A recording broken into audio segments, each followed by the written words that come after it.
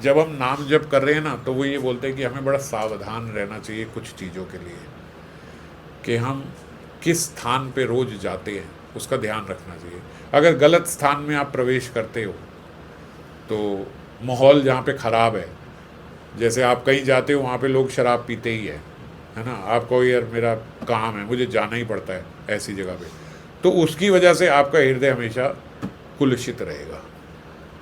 आप क्या भोजन खा रहे हो, ये बहुत इम्पोर्टेंट है।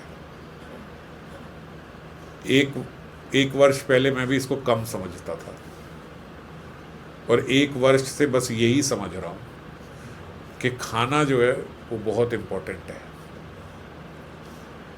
अब ऐसी अवस्था हो गई है कि मतलब चलो छोड़ो, अभी उसकी चर्चा नहीं करते, क्योंकि मैं बोलना भी नहीं चाहता कि मैं, ऐसा लगेगा कि मैं कुछ ज़्यादा बोल रहा हूँ। तो बाहर के खाने का बहुत ध्यान रखना चाहिए कि कहाँ से हम खा रहे हैं, क्या खा रहे हैं, जो मैंने पहले भी एक बार अभी पीछे चर्चा करी थी। उससे बहुत फ़र्क पड़ता है हमारी चेतना का, और जब चेतना खराब होगी तो ये सारी चीज़ें बकवास लगेंगी, इतना कुछ नहीं होता। अभी सब बहुत अच्छा लग रहा है, 2 दिन बाहर का खा लो उल्ट-पट, और फिर तीसरे दिन ये कथा सुनना, आपको ऐसे लगेगा यार ये ना बहुत ज़्यादा नाम के बारे में बोला जाता है, इतना तो हम भी कर रहे हैं, ऐसा कुछ नहीं हो रहा। ठीक है, ऐसा कुछ नहीं होता। ये क्या बोल रहा है, ये आपका वो 2 दिन का गलत खाना बोल रहा है जो आपने खाया है। खाने के लिए इतना सावधान रहना चाहिए कि एक बार एक महात्मा थे, वो करपात्री जी थे शायद, तो शायद मेरे को नाम अभी एग्जैक्ट ध्यान नहीं आ रहा। तो वो एक अपनी मंडली के साथ गए, तो वहाँ पे बोलते जो वहाँ का एक उस प्रोविंस का जो समृद्ध एक था व्यक्ति, उसने बोला कि महात्मा आज आप हमारे घर चलिए, भोजन हमारे घर करिए। उन्होंने कहा कि नहीं, हम शहर के भीतर प्रवेश नहीं करते, हम तो बाहर ही रहेंगे, तो आपको जो देना है यहीं दे दीजिए, घर पे नहीं जाएंगे हम आपके। उन्होंने कहा कोई बात नहीं, आप यहीं रुकिए, मैं सारा प्रसाद जो है आपके लिए यहीं भिजवा देता हूँ। ठीक है। उन्होंने वो सारा प्रसाद बना के, उनकी जो 8-10 संतों की टोली थी, उनके लिए वहीं पे प्रसाद भिजवा दिया। अब वो प्रसाद जब वहाँ पे आया, उन्होंने भोग लगाया, पा लिया।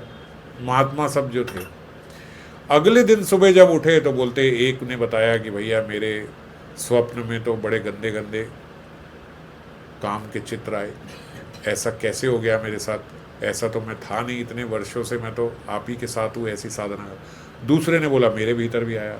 तीसरे ने बोला भाई मेरे को भी अच्छे सपने नहीं आए। अब 10 के 10 ने बोला भैया हमें सपने में सब उल्टा सीधा ही आया, ऐसे तो कभी नहीं आया। उन्होंने बोला ये खाना कहाँ से आया था, उसको बुलाओ। उसको बुलाया, भाई इधर आओ, ये खाना कहाँ से बनवाया था, क्या है, सब सच बोलो, और क्यों हम सबका खाना किया। अब कितनी साधारण सी बात है, आप समझना। उसने ये बोला कि भैया मैंने खाना तो सब ठीक से बनवाया था, पर हाँ खाना मैंने और मेरी पत्नी ने बनाया था, क्योंकि हमारे भीतर ये कामना थी कि हमारे घर पुत्र हो जाए। तो इस कामना से हमने सोचा कि आप संतों को खाना खिला दिया जाए, तो आप संत खाना खाओगे, खुश हो जाओगे, तो हमारे घर पुत्र हो जाएगा। कोई बहुत गलत बात तो नहीं हुई है। वो बोलते लेकिन ये कामना के साथ जो प्रसाद बनाया गया, ये कामना के साथ जो उसने संतों को खिलाया, उससे संतों के भीतर ऐसा दोष आ गया। संतों किसी को ये भी मना है कि भैया कोई कामना से आपको अगर कोई खिला रहा है, तो अगर आप खा रहे हो उसका, तो वो उसके पाप आपके अंदर आ जाएंगे। अभी कोई बहुत उल्टी बात तो नहीं लग रही ना इसमें कुछ भी, इतनी से भी खराब हो गया। और फिर उन्होंने, संत ने उसको समझाया कि आज के बाद किसी भी महात्मा को किसी कामना से खाना मत खिलाना। जैसे अपने पुत्र के लिए प्रसाद बनाते हो ना, इस भाव से पुत्र बनाना, एक खाना बनाना, उन्हें पवाना, और पवा के प्रार्थना करना कि मैं ये कामना मेरी है, अगर आप चाहें तो मेरी ये कामना पूर्ति हो जाए, इसके लिए आप मुझे आशीर्वाद दें। तुम आशीर्वाद लेने नहीं आए, तुमने किसी की वो नहीं करी, तुमने तो बस ऐसे सोचा कि ये कामना से मैं खाना बना के इनको खिला दूँ, भगवान खुश हो जाएंगे और मुझे मिल जाएंगे। 10 महात्माओं को जो दोष हुआ है उसकी पाप भी तुम्हें लगेगा। आप समझ गए। ऐसे ही हमने गोविंद देव जी के प्रसाद का भी सुना है। महात्मा ने गोविंद देव जी के, गोविंद देव जी, तब गोविंद देव जी वृंदावन में थे, गोविंद देव जी को भोग लगा हुआ प्रसाद मंदिर का महात्मा ने पाया, और अगले दिन यमुना के तट पे बैठे थे, तो एक माता वहाँ से स्नान करके निकली, तो उनकी दृष्टि उस माता पे गई और उनके भीतर काम भाव उत्पन्न हुआ।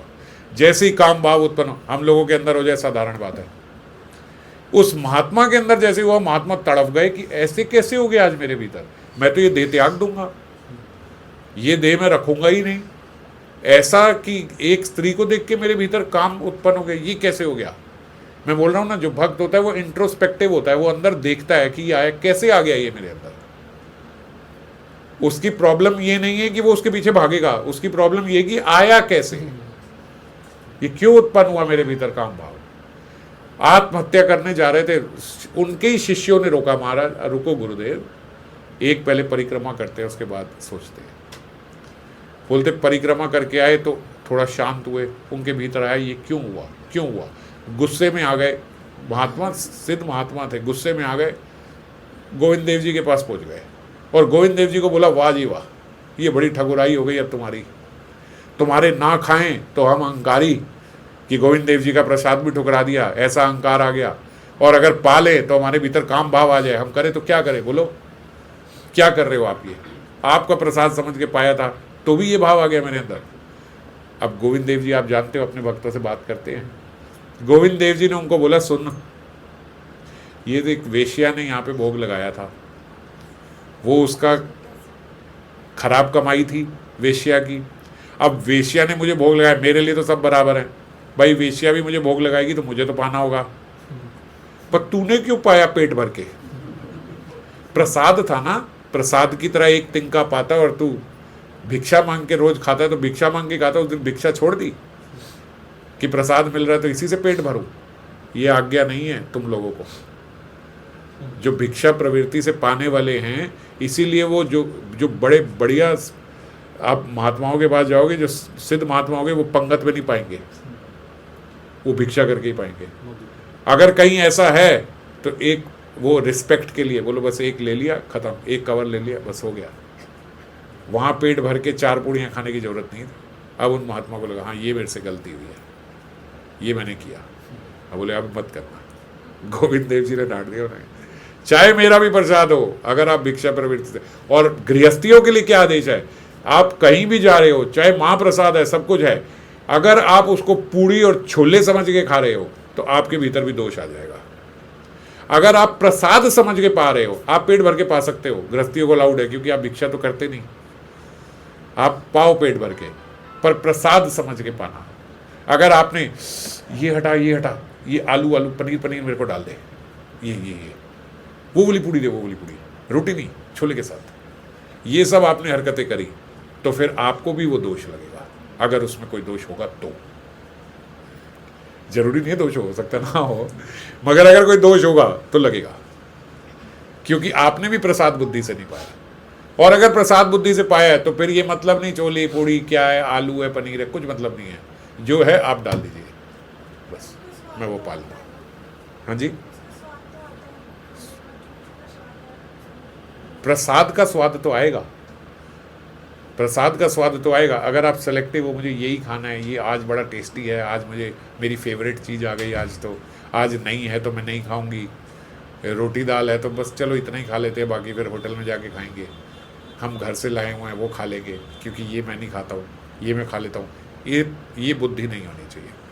प्रसाद बुद्धि से पाओ, प्रसाद बुद्धि सबको अच्छा लगता है, प्रसाद ऐसे थोड़ी कि प्रसाद टेस्टी नहीं लगेगा, प्रसाद सबको अच्छा लगता है, पदार्थ बुद्धि नहीं होनी चाहिए। तो इसीलिए खाने पीने का देखो कितना ध्यान बोला गया है। मंदिर में बैठ के भी अगर प्रसाद पा रहे हो और टेस्ट के लिए पा रहे हो तो वो प्रसाद भी आपको हानि कर सकता है। और आप सोचो मैं बाहर का होटल का खाऊंगा तो होटल में क्या टट्टू आपकी प्रसाद बुद्धि हानि है, वो तो आप पूरा प्योर टेस्ट के लिए ही जा रहे हो, जो आप हुए ही उससे आकर्षित ही टेस्ट की वजह से हुए हो कि यहाँ का ये बहुत अच्छा है, यहाँ का ये, तो सारे दोष लगेंगे। वहाँ कौन ना धो के रज का तिलक लगा के आपके लिए प्रसाद बना रहा है। आप भले अपने मन को तसल्ली पालो कि जो आया था वो मैंने पहले भोग लगाया है ठाकुर जी को, फिर पाया है, मगर आपने पूरा टेस्ट के लिए मंगाया और टेस्ट के लिए पाया है, उसमें तो कहीं प्रसाद बुद्धि आने का मतलब ही नहीं है।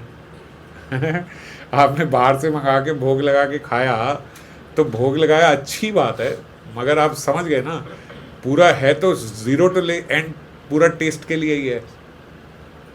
और वो भी अगर ख़राब टेस्ट हो तो आप फेंकने से या दूसरे को देने से नहीं चूकोगे। अब ये थोड़ी कहोगे कि भाई प्रसाद ही है, चलो जैसा भी आया मैं अब तो पा ही लूँगा।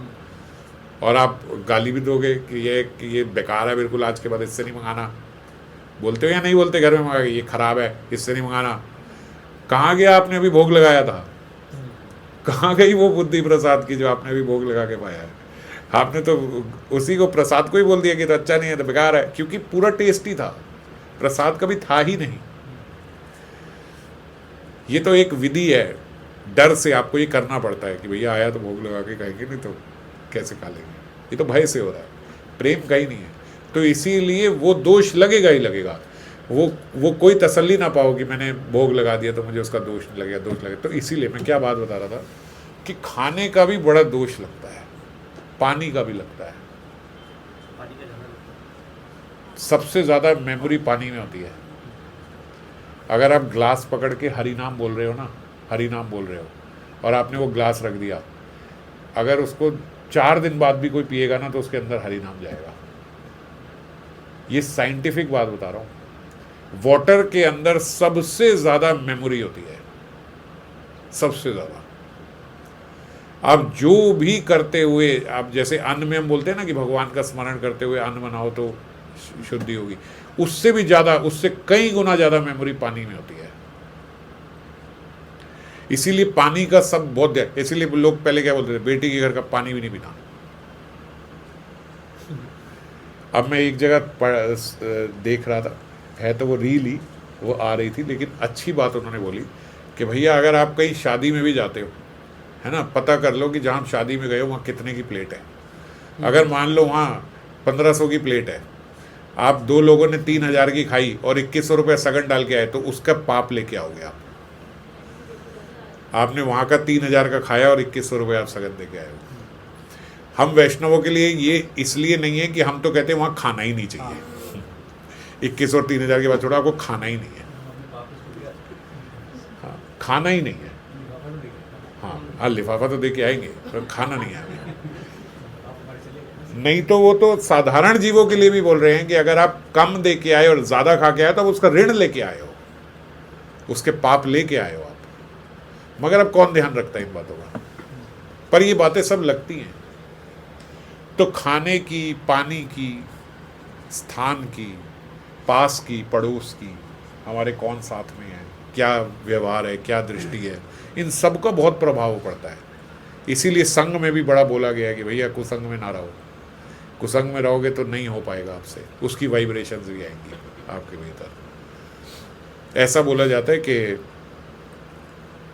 सागर को भी भगवान राम ने बांध लिया था, उसको भी भयभीत किया और उसके बाद उस पर बांध लिया। बोलते सागर का क्या दोष था? बोले सागर जो है वो लंका का पड़ोसी था, उस पर ये दोष था। पड़ोस का भी दोष आता है, समझ गए? लंका का पड़ोसी होने की वजह से सागर को बांध लिया गया। तो इसीलिए इन सब चीज़ों का, अब ये तो बहुत आगे चले गए। आप खाने और पीने का बहुत ध्यान रखो। जो आप साधना कर रहे हो ना, निरंतर नाम जप करना है हमें। निरंतर नाम जप में ये बहुत सहयोगी है। नाम देख लेगा बस, नाम जप पर हम बच जाएंगे, इन सब पापों से मुक्त हो जाओगे। तो खाने और पीने का विशेष तौर पे ध्यान रखो आप, कि अपने घर का ही खाए जब भी खाए। माताओं के लिए असुविधा जरूर है कि भैया हमें ही हमेशा बनाना पड़ेगा, लेकिन बहुत बड़े बड़े पापों से और उससे बच रहे हो आप जो बच रहे हो उसके आगे ये बहुत छोटी सी कीमत है जिससे बच रहे हो। ठीक है, बाकी अगली बार चर्चा करेंगे। जय राम।